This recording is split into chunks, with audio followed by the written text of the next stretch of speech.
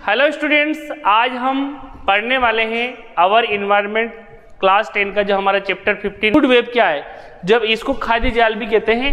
In nature large number of the food chains are interconnected forming a food web, यानी कि large number of the food series जो होती है वो आपस में इंटरकनेक्टेड हो जाती है। फूड चेन कह सकते हैं या फूड सीरीज कह सकते हैं। तो फूड चेन आपस में बहुत ज्यादा फूड चेन आपस में इंटरकनेक्टेड हो जाती है, एक दूसरे को प्रभावित करती है, तो उसी को हम क्या कहेंगे, फूड वेब।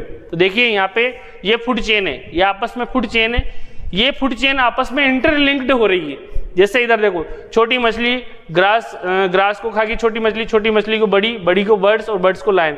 फिर देखिए डियर हिरण को भेड़िया खा गया, भेड़िया को लायन खा गया। इसके बाद रेबिट को मान लीजिए उससे बड़ा जीव खा गया, उसके बाद फिर लायन। आखिरी में रेट को केट को फिर लायन। इसके बाद देखिए ग्रास ऊपर खा गया, इसको ग्रास ऊपर को फ्रॉग खा सकता है, बर्ड खा सकती है। बर्ड्स को फ्रॉग को कौन खा गया, ईगल, और ईगल पहुंच गया उधर आगे। तो देखिए बर्ड्स को कौन खा सकता है, ईगल, और ईगल से फिर आगे। तो यहाँ टॉपर पे कौन है, लायन। यानी कि जो कार्निवोर्स जो होते हैं, यानी कि जो मांसाहारी होते हैं, वो वहां तक एनर्जी पहुंच रही है। कहां से, प्रोड्यूसर से। अब देखिए how to energy to trophic level, energy कैसे ट्रांसफर होती है ट्रॉपिक लेवल। तो देखिए ये जो सन की जो एनर्जी होती है, ये जितने भी प्रोड्यूसर होते हैं, सनलाइट 1% एनर्जी को 1% एनर्जी को ट्रैप कर लेते हैं जितने भी ग्रीन प्लांट। तो how to energy transfer one trophic level to another trophic level, एक ट्रॉपिक लेवल यानी कि एक ऊर्जा स्तर से दूसरे ऊर्जा स्तर तक कैसे एनर्जी का ट्रांसफर होता है, तो वेरी इंपॉर्टेंट है। तो एनर्जी ट्रांसफर यूनिडायरेक्शनल, एनर्जी हमेशा एक ही दिशा में ट्रांसफर होती है। देखिए यहाँ पे एनर्जी यहाँ से प्रोड्यूसर से किधर जा रही, कंज्यूमर की ओर। तो एनर्जी हमेशा प्रोड्यूसर से कंज्यूमर की ओर ही जाएगी, कभी भी कंज्यूमर से प्रोड्यूसर की ओर नहीं आएगी, यानी कि यूनिडायरेक्शनल ही चलेगी, एक दिशा चलेगी। फिर आगे देखिए ग्रीन प्लांट जो होते हैं 1% एनर्जी को कैप्चर कर लेते हैं, एनर्जी ऑफ द सनलाइट, किसकी, सनलाइट को, और convert it into chemical energy, इसको केमिकल एनर्जी यानी कि फूड की फॉर्म में बदल देते हैं। और इसी फूड पर सारे ऑर्गेनिज्म जिंदा है, इसी के ऊपर सारे ऑर्गेनिज्म अपने जो जीव है, अपना जो लाइफ है उसको सरवाइव कर रहे हैं। अब देखिए 10% लॉ ऑफ एनर्जी का जो 10% नियम क्या कहता है। ये जो नियम है लिंडा मैन ने दिया था, और उन्होंने बताया था कि एक ट्रॉपिक लेवल से दूसरे ट्रॉपिक लेवल में जब एनर्जी का ट्रांसफर होता है तो केवल 10% एनर्जी ही ट्रांसफर होती है, 90% एनर्जी क्या हो जाती है, लॉस हो जाती है। यानी कि ऊर्जा का 10% नियम क्या बताता है कि energy is transfer one trophic level to another trophic level and next trophic level. Energy क्या हो जाती है, 90% एनर्जी लॉस हो जाती है, बट 10% एनर्जी इज ट्रांसफर। तो देखिए आप, सबसे ज्यादा एनर्जी किसके पास रहेगी, शाकाहारी के पास, यानी कि सबसे पहले तो रहेगी प्लांट के पास, प्लांट के पास फिर शाकाहारी के बाद फिर मांसाहारी।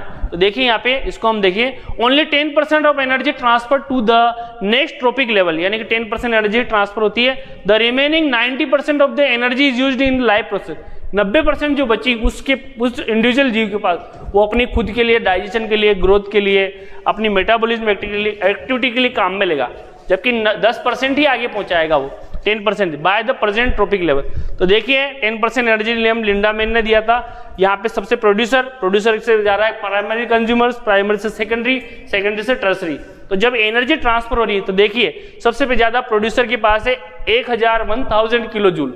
इसके बाद इसके 10% यानी कि 100 किलो जूल किसके पास चलेगी, प्राइमरी कंज्यूमर। इसके बाद फिर 100 की 10 यानी कि केवल 10% ही जा रही है, 10 के बाद फिर 1 किलो जूल। इसके बाद आगे जाएगी तो 0.1, तो यानी कि एनर्जी क्या हो रही है, घटती जा रही है। यानी कि प्रोड्यूसर से जब हम ऊपर जाएंगे, ट्रॉपिक लेवल जैसे जैसे बढ़ेगा, एक पोषक स्तर से दूसरे पोषक स्तर, दूसरे से तीसरे, तो एनर्जी कम होती जा रही है। यानी कि सबसे, आपको पूछा जाए कि सबसे ज्यादा एनर्जी शाकाहारी के पास रहेगी कि मांसाहारी, तो सबसे ज्यादा एनर्जी रहेगी शाकाहारी के पास, क्योंकि उसके पास एनर्जी किससे आई, प्रोड्यूसर से। तो देखिए ये नियम जो है, तो एनर्जी यूनिडायरेक्शनल चलती है, यानी कि एक ही दिशा में चलती है। अब बायोलॉजिकल मैग्निफिकेशन क्या है, जैव आवर्धनता, तो इसको ध्यान से समझिए। कोई पॉन्ड है, मान लीजिए, सपोज कीजिए, उस पॉन्ड के अंदर खराब केमिकल्स है, यानी कि हानिकारक केमिकल्स है। वो हानिकारक केमिकल्स अगर उसके अंदर है तो उस हानिकारक केमिकल्स को कौन लेंगे, वहाँ की एल्गी, एक्वेटिक प्लांट्स लेंगे। उस एक्वेटिक प्लांट्स को कौन खाएंगे, छोटी छोटी मछलियाँ खाएगी। तो छोटी छोटी जो फिशेज है उनको कौन खाएगी, बड़ी फिश खाएगी। बड़ी फिश को कौन खाएगी, और बड़ी वाली फिश खाएगी। और बड़ी वाली जो फिश है आखिरी एंड में जो मछुआरे हैं वो पकड़ के मार्केट में उसको दाएंगे।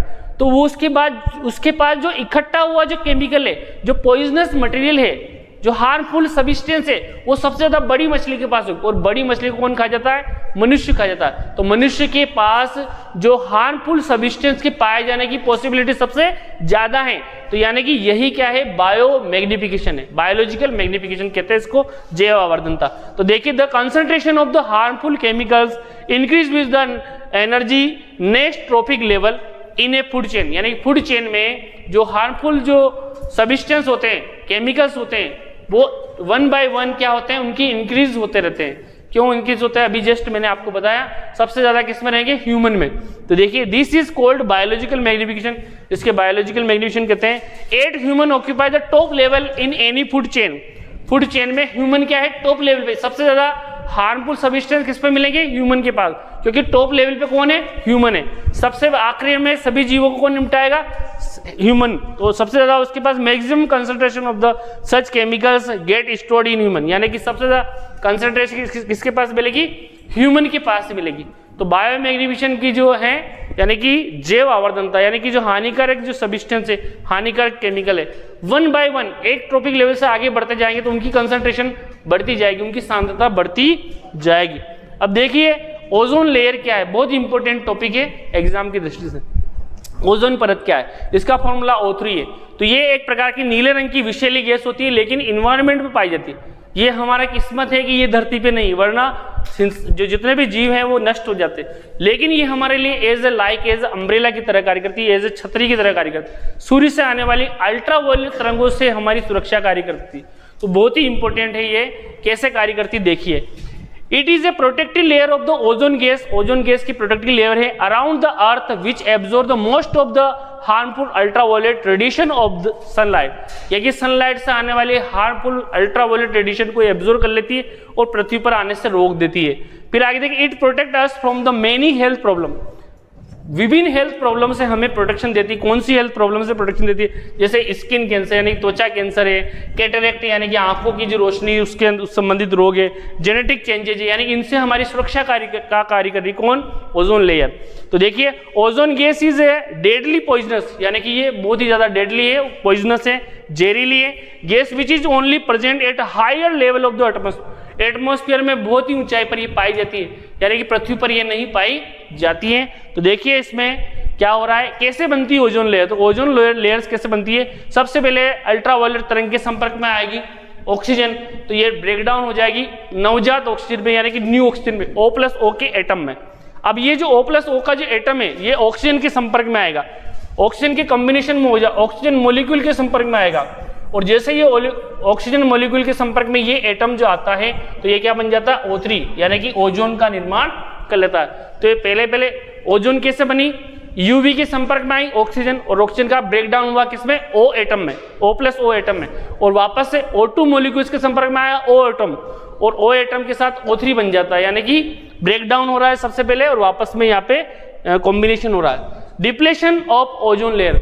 ओजोन लेयर पर कैसे डिप्लेशन होता जा रहा है, ओजोन लेयर कैसे नष्ट होती जा रही है, उसकी जो उसके अंदर उसकी परत में किस प्रकार नुकसान होता जा रहा है, तो इसको देखेंगे। The decrease in the thickness of the ozone layer over Antarctica was the first observed in 1985। 1985 में 1985 में अंटार्कटिका महाद्वीप पर देखा गया कि ओजोन की जो परत है वो धीरे धीरे नष्ट होती जा रही है, उसकी परत है, उसकी जो मोटाई है वो डिक्रीज होती जा रही है। कैसे हो रही है देखिए। And was term as the ozone hole. इसको क्या नाम दिया? इस अंटार्कटिका महाद्वीप पर जो ओजोन होल देखा गया, उसको जो साइंटिस्ट है उन्होंने ओजोन होल नाम दिया, यानी डिप्लेशन इन ओजोन में इसको नाम दिया ozone hole. This is for the excessive use of the synthetic chemical.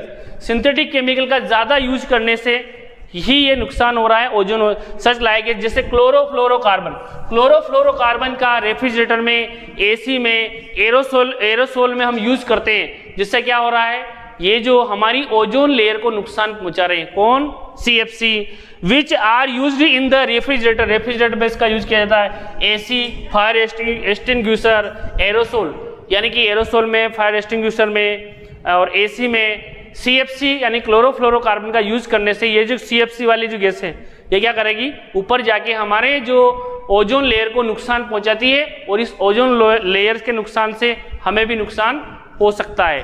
तो आगे देखिए, यूएनईपी का मतलब क्या है? United Nation Environment Programme. ये क्या करता है? ये जितने इन्वायरमेंट की सुरक्षा के लिए सभी देशों के ऊपर कुछ ना कुछ पाबंदी लगाता है।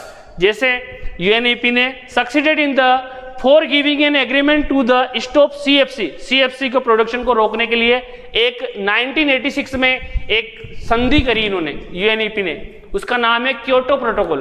तो क्योटो प्रोटोकॉल का संबंध किससे है? सीएफसी गैसों को कंट्रोल करने से है। किससे है? सीएफसी गैसों को कंट्रोल करने से है। तो protocol by the all country, सभी कंट्री पर पाबंदी लगाए कि सीएफसी गैस आप रिलीज मत कीजिए। सीएफसी गैस रिलीज करोगे तो आने वाले समय में पृथ्वी के ऊपर बहुत प्रकार की डिसएडवांटेज देखने को मिलेगी। तो ये जो है क्योटो प्रोटोकॉल 19 क्योटो जो है जापान से इसका संबंध था। तो देखिए अब हम लास्ट टॉपिक है, हमारा इंपॉर्टेंट टॉपिक है, ध्यान से देखिए, इससे संबंधित क्वेश्चन आपसे पूछे जाएंगे। तो देखिए गार्बेज डिस्पोजल क्या है? कचरे का निपटान या कचरा प्रबंधन, कचरे को कैसे निपटाएं। तो आज की जो हमारी आधुनिक जो लाइफ है, मॉडर्न लाइफ में हम जगह जगह प्लास्टिक का यूज कर रहे हैं, फैसिलेशन वाली लाइफ है, तो प्लास्टिक का यूज ज्यादा हो रहा है, जगह जगह कचरा भी देखने को मिल रहा है। तो उस गार्बेज का निस्तारण सही तरीके से कैसे हो, इसको भी हम देखेंगे। तो देखिए इंप्रूवमेंट इन लाइफ स्टाइल में बढ़ते बदलाव style have resulted in the accumulation of the large amount of the waste material बढ़ता जा रहा है लाइफ स्टाइल में बदलाव होने से। तो देखिए there are 2 type of the garbage.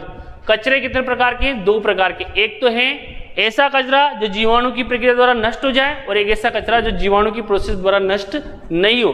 तो जो नष्ट हो जाता है उसको बोलते हैं बायोडिग्रेडेबल। तो बायोडिग्रेडेबल कचरा कौन सा है? ऐसा वेस्टेज मटेरियल जो माइक्रोब्स की एक्टिविटी द्वारा नष्ट हो जाता है, जैसे फलों के छिलके, जूट, और इसके अलावा सब्जियों के छिलके, जो कि जीवाणु की प्रोसेस द्वारा सड़ के खाद में बदल जाता है। लेकिन कुछ ऐसे भी कचरे जैसे प्लास्टिक है, पॉलीथीन है, जो नॉन बायोडिग्रेडेबल है, यानी कि जीवाणु के द्वारा नष्ट नहीं होते, लंबे समय तक हमारी पृथ्वी को नुकसान पहुंचाते। तो देखिए बायोडिग्रेडेबल क्या है? बायोडिग्रेडेबल जैव निम्नीकृत क्या है? तो बायोडिग्रेडेबल ऐसे वेस्टेज होते हैं जो क्या होते हैं? The substance which can be decompose by the action of micro organism, यानी कि माइक्रो ऑर्गेनिज्म की प्रक्रिया द्वारा, उनके एक्शन द्वारा ये डिकम्पोज हो जाते हैं, सड़ जाते हैं और खराब हो जाते हैं। जैसे सब्जी के छिलके, फलों के छिलके, कागज, वेपर्स जैसे जूट, ये सब इसके अंदर आते हैं, पेपर वगैरह। तो देखिए कार्ड बायोडिग्रेडेबल, इनको बायोडिग्रेडेबल कहते हैं। जैसे जूट है, कॉटन है, पेपर है और फ्रूट है, सब्जी के छिलके हैं, पिल्स ऑफ द वेजिटेबल्स है, ये सब ये क्या है? बायोडिग्रेडेबल है। लेकिन कुछ ऐसे भी होते हैं जो नॉन बायोडिग्रेडेबल, यानी कि जीवाणु की प्रक्रिया द्वारा सड़ते नहीं है। यानी कि देखिए इनको the substance which can not be decomposed by the action of microbes, यानी कि माइक्रोब्स की एक्शन से ये सड़ते गलते नहीं है, are called non biodegradable waste. इनको क्या बोलते हैं? अजैव निम्नीकृत पदार्थ कहते हैं। जैसे प्लास्टिक है, पॉलीथीन है, मेटल के सिंथेटिक फाइबर्स हैं और मेटल है, polythene, plastic, radio active substance, ये सब क्या है? Non biodegradable substance. देखिए method of the waste disposal, इस वेस्ट का कैसे डिस्पोजल किया जाए, इसका निपटान कैसे किया जाए, इस पृथ्वी से वेस्टेज प्रोडक्ट को कैसे खत्म किया जाए। तो इसके लिए देखिए बायोगैस प्लांट, यानी कि इस वेस्ट से हम बायोगैस बना लें, और उस बायोगैस में क्या होती है? मीथेन होती, उसका यूज हमें एनर्जी बनाने में करें। तो ये है सबसे पहले क्या? To produce biogas and manure in biogas plant. Biogas plant में मैन्यूर बनेगी, खाद बनेगी इसी से, वेस्ट से। तो बायोगैस में क्या होता है? मेथेन गैस होती है सबसे ज्यादा बायोगैस के अंदर, गोबर गैस के अंदर, बायोगैस में। देखिए सीवेज ट्रीटमेंट प्लांट, सीवेज क्या होता है? जो नालियों के अंदर जो गंदा गटर का जो पानी होता है उसको सीवेज कहते हैं। तो सीवेज को जब हम हमारे स्वच्छ जलाशय में डालेंगे, यानी क्लीन वाटर बॉडीज में डालेंगे, तो उससे पहले हमें इसका ट्रीटमेंट करना चाहिए, उसमें से कचरा अलग करना चाहिए, पॉलीथीन अलग करनी चाहिए, केमिकल्स अलग करने चाहिए, उसको बोलते हैं सीवेज ट्रीटमेंट प्लांट। तो इसका भी ये करना चाहिए। लैंड फिलिंग, तो देखिए लैंड फिलिंग का मतलब क्या? कहीं जो जमीन होती है, जो ग्राउंड लेवल नीचे होता है, तो उस ग्राउंड लेवल को लेवलिंग करने के लिए हम क्या कर सकते हैं? जो कचरा है, हमारा जो वेस्ट है, उस वेस्ट का इस्तेमाल करके लैंड फिलिंग कर सकते हैं, जिससे क्या होगा? जो निचला इलाका है वो एक लेवल में आ जाएगा। तो ये भी कर सकते हैं। इसके अलावा कंपोजिटिंग क्या होता है? कंपोस्टिंग में तो खाद बनाने की प्रोसेस ही होती है। ऑर्गेनिक वेस्ट जो होते हैं can be used for the preparing manure.